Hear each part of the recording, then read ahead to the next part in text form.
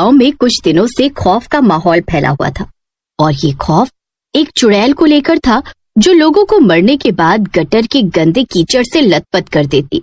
अरे बाप रे, गांव में पिछले महीने से ही लोगों की मौतें हो रही हैं और मरने वाला हर एक व्यक्ति गंदे कीचड़ में ही क्यों लथपथ होता है। मुझे तो लगता है चुड़ैल इन लोगों को मारते मारते नाले में गिरा देती होगी। हाँ। बिजली भाभी, चमोली बहन, सुमन दीदी ये सब तो घर में ही मरी मिली थी और उनके शरीर पर भी बदबूदार कीचड़ लगा हुआ था। अब मुझे ये समझ नहीं आ रहा कि ये कौन से नाले में गिरकर मरी थी। तुम्हारी बातों में दम तो है, लेकिन क्या कर सकते हैं, कोई नहीं जानता कि आखिर गांव के लोगों की एक ही तरह से मौत क्यों हो रही है और मरने वाला इंसान बदबूदार कीचड़ से क्यों सना होता है। गांव वाले बहुत हैरान थे, उन्हें कुछ भी समझ नहीं आ रहा था। ऐसे ही समय बीत रहा था। एक रोज देर रात गांव के बूढ़े बिरजू को एक परछाई नजर आती है। जब बिरजू परछाई का पीछा करता है तो वो देखता है कि वो एक परछाई एक घर में गई है। असल में वो एक चुड़ैल थी। ये तो एक चुड़ैल है, यानी गांव में जितनी भी मौत हो रही है वो ये चुड़ैल कर रही है। और गांव के लोग सही थे, लेकिन इसके पीछे का कोई तो कारण होगा कि आखिर क्यों गांव के लोगों को खत्म करने की सोच रही है वो चुड़ैल, या उसके पीछे कोई मकसद भी होगा या फिर कोई बदला।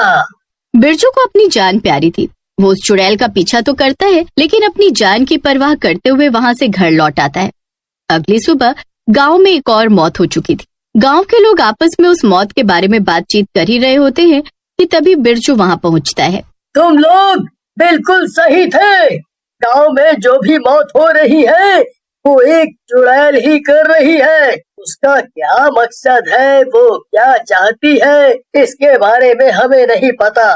कल रात जब मैं सोने जा रहा था तो मैंने एक परछाई देखी और जब मैंने उसका पीछा किया मुझे पता चला कि वो परछाई एक चुड़ैल है। बाप रे, इसका मतलब हम सही थे। गांव में पिछले कुछ दिनों से गांव के लोग जिस चुड़ैल को देख रहे थे वो सच था। मुझे तो मजाक लग रहा था। आज तक मैंने कोई भूत प्रेत और चुड़ैल नहीं देखा।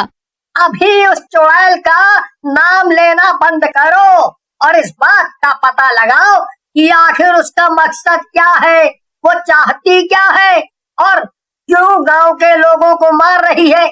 गांव के लोग तो बेकसूर हैं, आखिर हमने ऐसा क्या कर दिया जो वो हमें मारने पर तुली हुई है? इतना कहने के बाद सभी आपस में विचार करने लगते हैं। तभी वहाँ एक बाबा आते हैं जो दान दक्षिणा मांग रहे थे। अरे बाबा, दान दक्षिणा की बात ना करें, आपकी जो इच्छा, हम आपके लिए वो सब कुछ कर सकते हैं जो आप सोच भी नहीं सकते, लेकिन हमें एक दुविधा से बचा दीजिए। आप बहुत अच्छे समय पर आए हैं। बिल्कुल बिल्कुल बाबा, आप हमारा उद्धार कर दीजिए। दरअसल पिछले कुछ समय से हमारा गांव एक चुड़ैल के प्रकोप से सताया जा रहा है।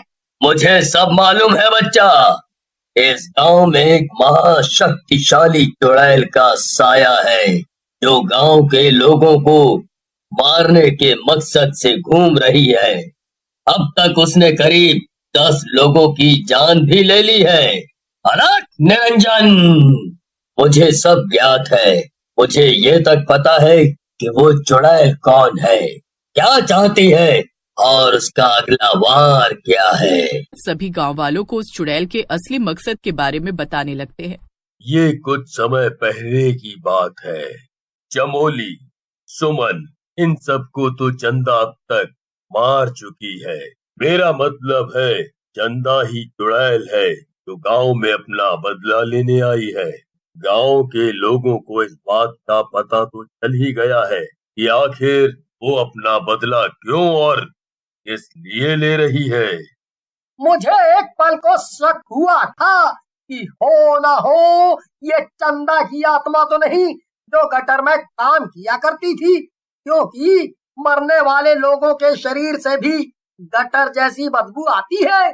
बाबा जी, आपने सारी कहानी तो बता दी, लेकिन अब उस चुड़ैल से बचने का उपाय भी बता दीजिए, वरना धीरे धीरे गांव के लोग मारे जाएंगे और एक समय ऐसा आएगा जब पूरा गांव खत्म हो जाएगा। ठीक है, फिर कल अमावस्या की रात है। कल सुबह से ही पूजा की तैयारी की जाएगी और रात के 12 बजे तक ये पूजा चालू रहेगी और उस दौरान ही हमें चंदा की आत्मा को प्रकट करना होगा। अगर वो नहीं आती तो समझ लो गांव में विनाश निश्चित है। गांव के लोग पूजा की तैयारी में लग जाते हैं और अगले ही दिन सभी गांव के लोग उस पूजा में शामिल होते हैं। बच्चे बूढ़े जवान सभी लोग पूजा में शामिल होकर विधि विधान से पूजा कर रहे होते हैं। बाबा भी उस पूजा में शामिल होते हैं। अब सुबह से रात का समय होने को आता है। सभी को उम्मीद थी कि वो चुड़ैल अवश्य आएगी और होता भी ऐसा ही है। पूजा के अनुसार वो चुड़ैल वहां प्रकट होती है। चुड़ैल को देखकर गांव के लोग डर जाते हैं और कांपते हुए हाथ जोड़कर उस चुड़ैल से माफी मांगने लगते हैं। मुझे तो तुम्हारी मौत के बारे में बहुत बाद में पता लगा। मैं उस वक्त वहाँ बिल्कुल भी मौजूद नहीं था। फिर भी मैं बाकी गांव वालों के लिए तुमसे माफी मांगता हूँ।